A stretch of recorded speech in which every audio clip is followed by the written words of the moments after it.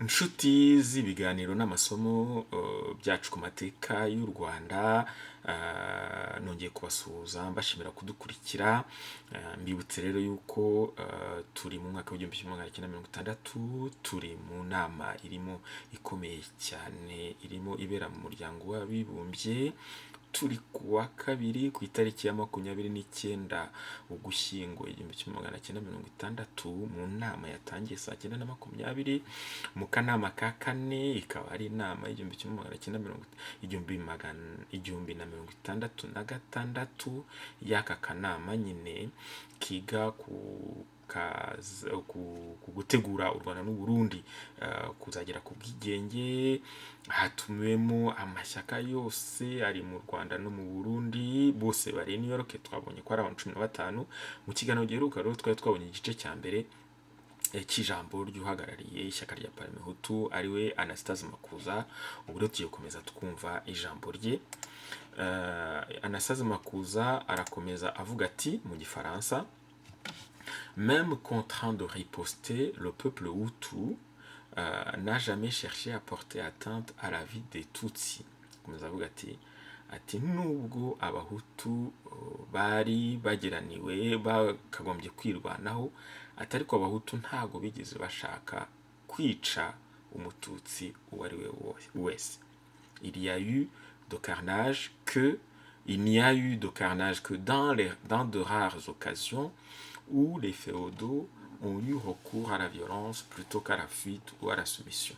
Avuga ko nahabaye ubwicanyi buke byatewe n'uko abatutsi aho kugira ngo bahunge cyangwa se bemere ubutegetsi buriho, bashatse kurwana, bashatse guteza intambara. Les Tutsis avaient affirmé que les dirigeants bantous avaient organisé le soulèvement. Agakomeza avuga ati abatutsi bagiye bavuga ahantu hose yuko abahutu ngo bari barateguye iriya révolution 1959. Les archives judiciaires ont prouvé la fausseté d'une telle accusation. Avuga ati ubucamanza ndetse n'ubucukumbuzi bwabayeho bwagaragaje ko ibyo atari byo. On pourrait se demander pourquoi les dirigeants politiques auraient dû virer de bord les marionnettes du système et non les marionnettistes, à savoir les dirigeants de l'UNAR, le Moami et son conseil. Avuga ati ndetse umuntu yanakwibaza impamvu rubanda yirukanye ati ibyo ikibigaragaza atahubwo nuko iyo biba byarateguwe, ati ntabwo abantu bari kwirukana abayobozi baciriritse bo ku rwego rwo hasi, ntihirukanwe ababayobora ari bo abayobozi ba NR ndetse n'umwami. Ati biba byarateguwe rero abo nibo twari guheraho, ati kuko icyo gihe ntago wakwirukana umugererwa ntiwirukane shebuja. Le fait est que la montée a été un mouvement général de la part des masses qui, exaspérés par la provocation et l'indignation, ont frappé aveuglement ceux qui étaient localement responsables des injustices sociales. Ati ikigaragara nuko iyo myivumbagatanya yo mu 1959, imyivumbagatanyo ya rubanda yatewe nuko rubanda itari igishoboye, yari imaze guhaga agasomborotso ndetse n'ibi byayibagaho, bakirukana mu buryo bwa buhumyi abo bibwiraga ko ku misozi y'iwabo ari bo mu by'ukuri babakorera ubugizi bwa nabi.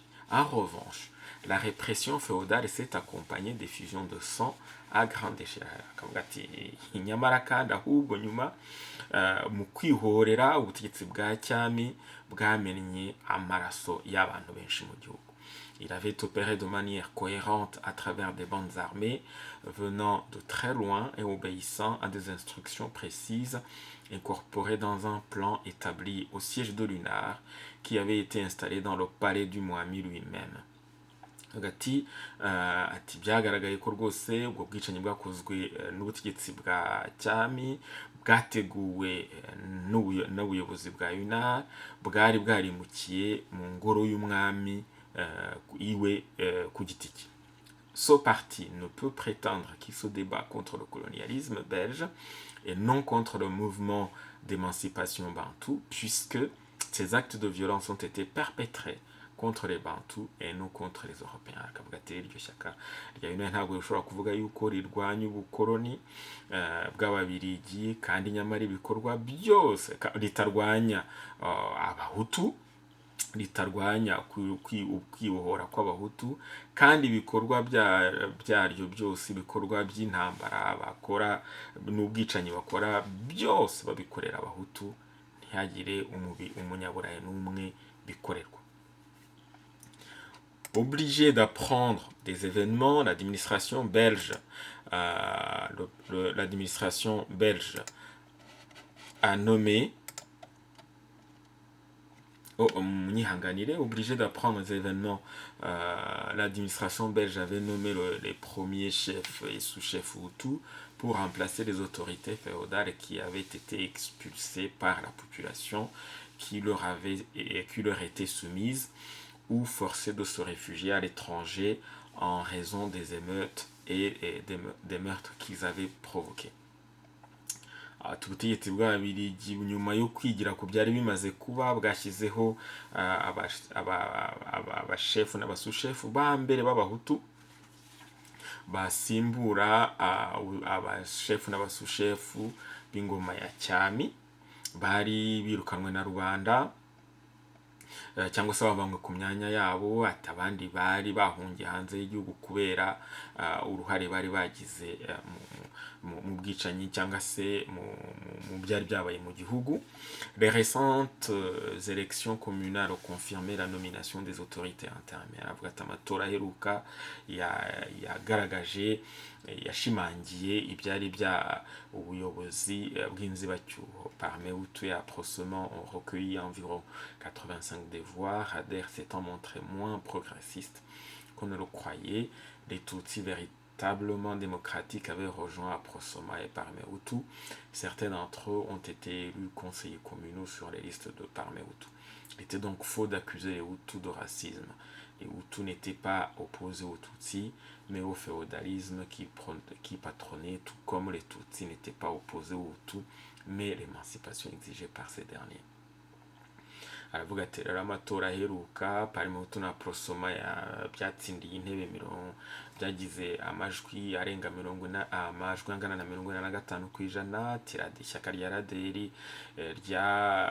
ntabwo ryagaragaje ubushake nk'uko abantu babigira bwo guhindura ibintu. Ati abatutsi rero bifuzaga mu by'ukuri demokarasi. Ati bahisemo kwigira muri Aprosoma na Parme Hutu. Ati bamwe muri bo batowe kuba abajyanama b'amakomine ku marisite ya Parme Hutu. Ati ibyo rero bigaragaza ko atari ukuri kuvuga ko amashyaka y'abahutu avangura amoko. Ati abahutu ntabwo si ukuri kuvuga ko abahutu mu by'ukuri barwanya abatutsi, atabwo icyo barwanya ni ingoma ya cyami. Ni ubutegetsi mumbabarire, icyo barwanya ni ubutegetsi bubakandamiza. Ati nk'uko abatutsi nabo mu by'ukuri batarwanya abahutu, ahubwo icyo barwanya ari uko abahutu bava mu bugaragu. Obligé de tirer des enseignements des événements, l'administration belge a nommé les premiers chefs Hutus. Voilà.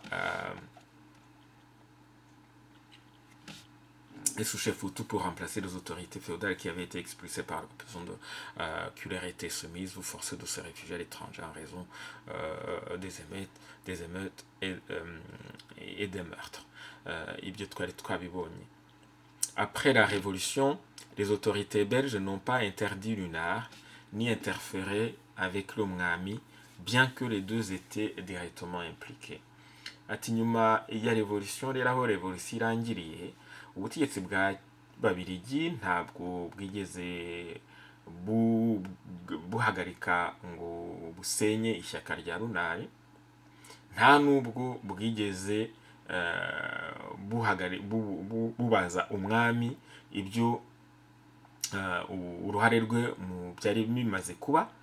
Ati kandi nyamara bombi ari runara ari n'umwami nabo baragize uruhare rugaragara muri izo mvururu mu kuzitera. Alors que l'umwami et son parti se sont réfugiés dans une attitude systématiquement négative et obstructive, leurs émissaires ont continué à agiter la population, provoquant ainsi des troubles sporadiques. Ati nubwo umwami n'ishyaka rye rya runari bakomeje gukora ibikorwa bibangamiye cyangwa se bibuza igihugu kujya imbere, ababahagarariye bakomeje gutera akaduruvayo mu gihugu, nubwo ako kaduruvayo katagaragaraga, katari rusange mu gihugu, kagaragaraga na ils ont propagé des rumeurs fausses et alarmistes, bakomeza guteza impuha zica amakuba, auquel la population exaspérée a répondu par des mesures de représailles. Ati uko babigenzaga gutyo niko rubanda nayo iyo yabaga irambiwe nayo yihoreraga. Leur objectif était de montrer que les nouvelles autorités bantu étaient incapables de maintenir l'ordre et rétablir la paix. Ati icyo bari bagamije nta kindi ko twagaragaza ko abategetsi b'abahutu bari batowe nta bushobozi bari bafite bwo kuba bagarura amahoro mu gihugu, dans le vain espoir d'obtenir de l'organisation internationale la restauration du régime précédent. Ils ne pouvaient pas croire que l'ONU, gardienne de la paix et de la liberté, ferait partie d'un tel plan machiavélique. Ati ubwo rero runaya n'umwami bakibwira ko mu guteza akaduruvayo mu gihugu umuryango w'abibumbye uzabagarura ku butegetsi. Ati ibyo byari ukwiye kwibwira ko umuryango w'abibumbye uwo murinzi w'amahoro n'uburenganzira bw'abantu wakwifatanya n'uwo mugambi mubisha. Il a ensuite expliqué la position de son parti en ce qui concerne les principaux problèmes politiques auxquels le Rwanda est actuellement confronté. Komeza Bwana Makuza akomeza avuga noneho aho ishyaka rye rya Parmehutu rihagaze ku bibazo by'ingenzi by'ingutu biri mu Rwanda. Akomeza avuga ati muri rw'igifaransa, le premier problème était celui du mwami. Akavuga ati ikibazo cya mbere ni ikibazo cy'umwami. Les partis démocratiques et républicains et l'immense majorité du peuple ont exigé la déposition immédiate du Mohamed Kigeli V, en premier lieu parce que seul un régime républicain pouvait garantir l'unité du peuple rwandais. Amashyaka aharanira demokarasi na repubulika mu bwisanzure bwayo, mu bwinshi bwayo, asaba ko umwami yavanwa ku bwami.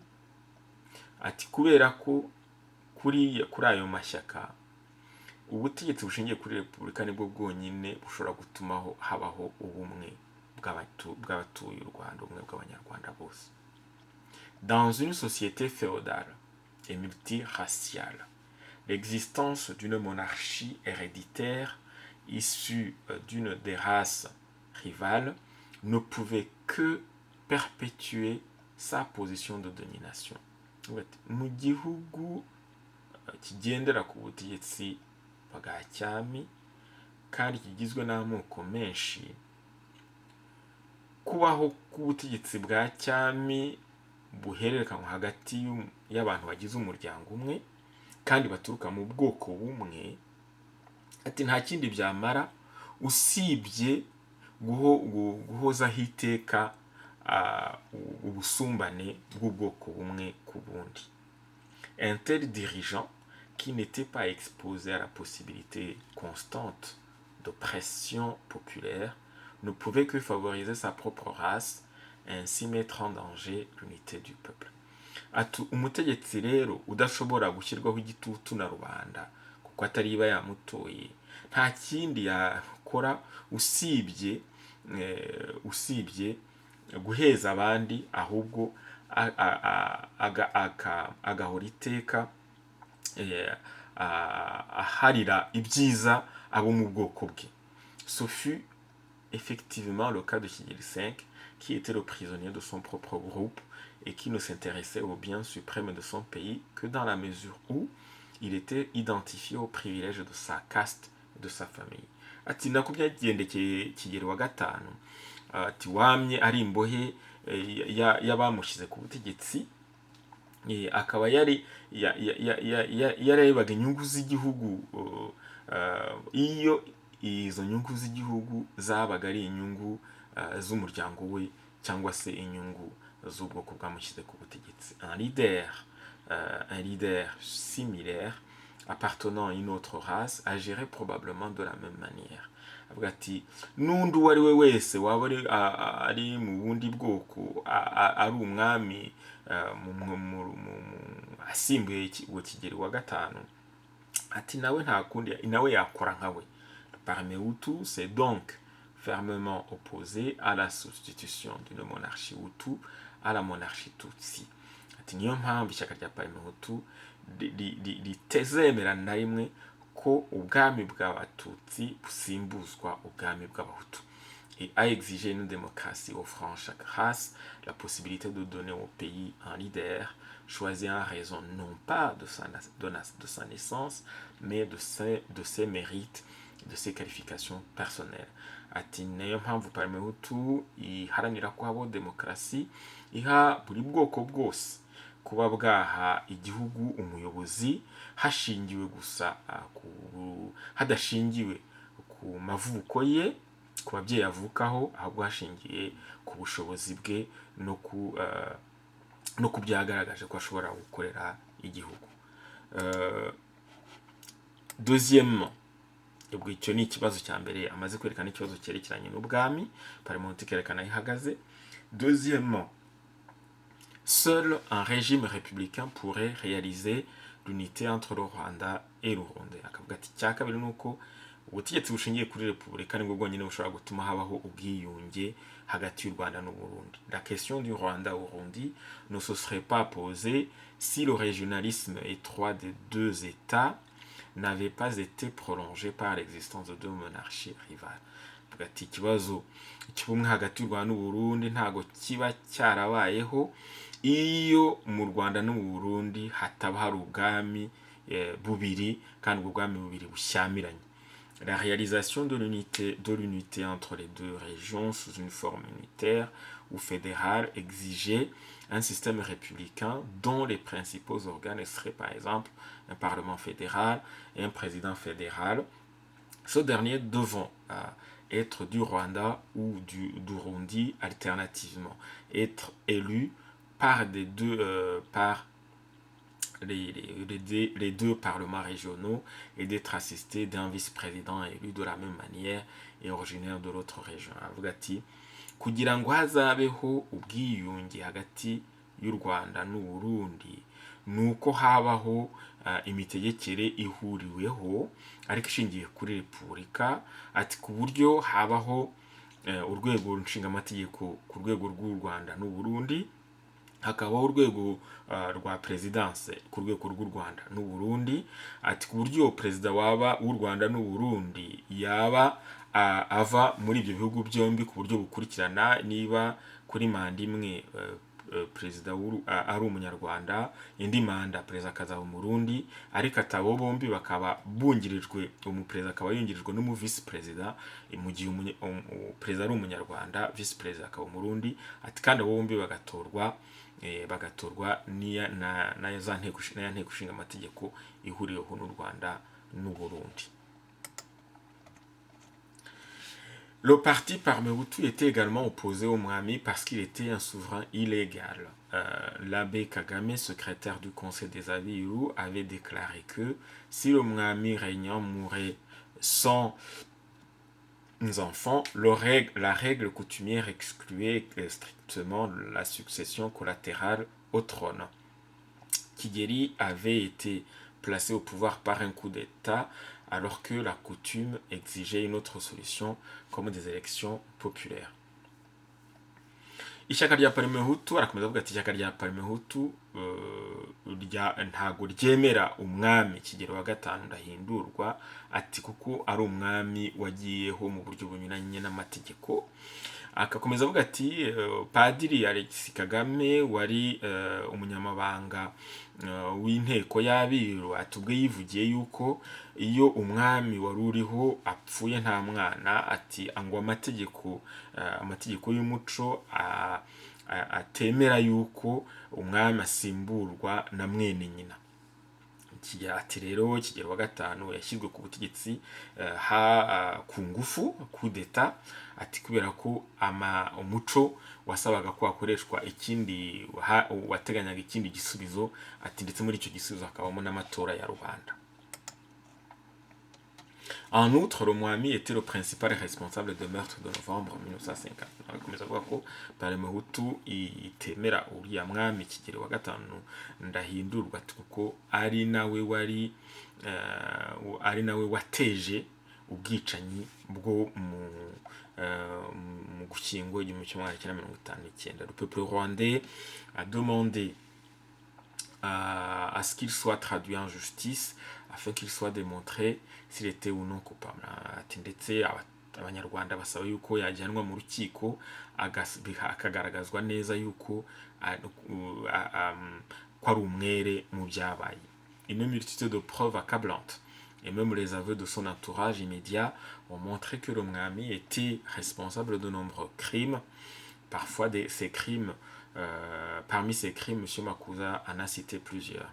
Hanyuma ati mu buhamya ati hari ibimenyetso simusiga ndetse n'ubuhamya bwo mu bantu begereye umwami bigaragaza ko umwami ku giti cye yagize uruhare muri ubwo bwicanyi, ndetse muri iyi nyandiko mvugo bakavuga ko mu bwicanyi bumwe Makuza yagiye yavuze amazina yagiye avuga bumwe muri ubwo bwicanyi. C'était le Mwami en personne qui avait chargé plusieurs chefs d'assassiner leurs adversaires ou d'utiliser les commandotois pour des expéditions de pillage et d'incendie criminels. Ni umwami ku giti cye wagiye abwira bamwe mu bashefu mu batware kugira ngo bicishe abo bari bahanganye.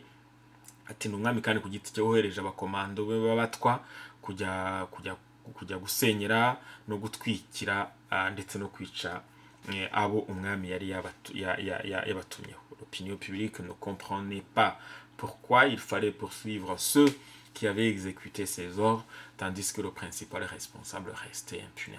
Ati rubanda ntago yumva impamvu hahanwa abo umwami yatumye bagashyira mu bikorwa amategeko ye kandi umwami we yigaramiye ntagire ikimuha. Le peuple ne comprenait pas pourquoi la Belgique s'était opposée au procès du mwami.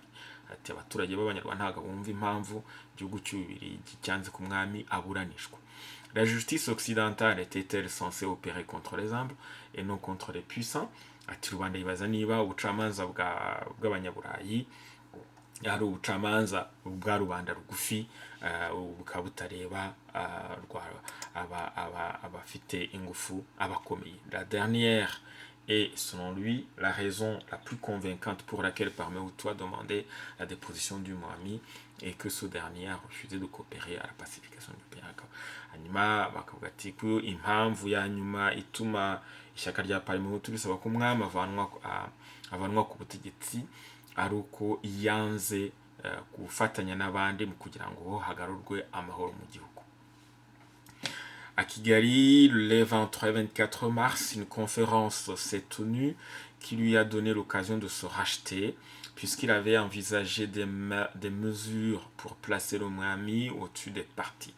Avuga ati ku matariki i Kigali ku matariki ya 23 n'iya 24 Werurwe habaye inama yahaye uburyo umwami kugira ngo iyo agaragaze yigure cyangwa se abashe kugira icyo akora. Ati kuko mu byari byatangajwe muri iyo nama hari yuko umwami yasabwe kuba yakwitwara nk'umuntu uri hejuru y'amashyaka yose. La création d'un cabinet de 4 conseillers choisis ou proposés par chacun des 4 principaux partis, hanyuma hakamushyirwaho inama igizwe n'abakonseye bane baturutse mu mashyaka ane akomeye, l'établissement de règles de protocole pour la cour de Mwami, hagashyirwaho amategeko y'ukuntu imitegekere cyangwa se imiyoborere y'ibwami igenda, l'établissement du Mwami ya Kigali, umwami akimurira ubutegetsi bwe akabuvana i Nyanza akabuzana i Kigali, la reconnaissance par le Mwami des autorités intérimaires, umwami akemera abategetsi bashyizweho b'inzibacyuho, la neutralisation de la monarchie sur le modèle de monarchie constitutionnelle, umwami agahindura imitegekere akayobora hagendewe ku itegeko, l'approbation par le mwami après une période raisonnable des instruments préparés par le conseil, hanyuma umwami akajya asinya mu gihe kitari umurengera ibyemezo byateguwe n'inama y'igihugu.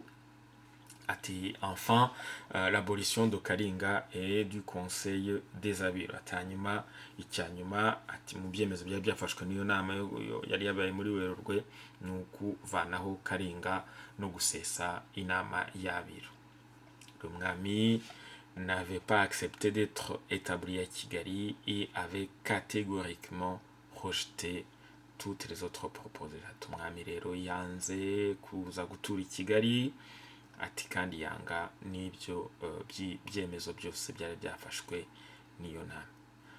Refus qui avait amené 3 des 4 partis présentés à la conférence à rompre définitivement avec Kigeli V, décision sur laquelle le Parme Hutu n'avait pas l'intention de revenir. Ati uko kwanga rero ibyo byemezo byari byafashwe n'iyo nama kwatumye atatu mu mashyaka yaragize iyo nama ahagarika burundu kongera gukorana bidasubirwaho, kongera gukorana na mwami Kigeli wa gatanu.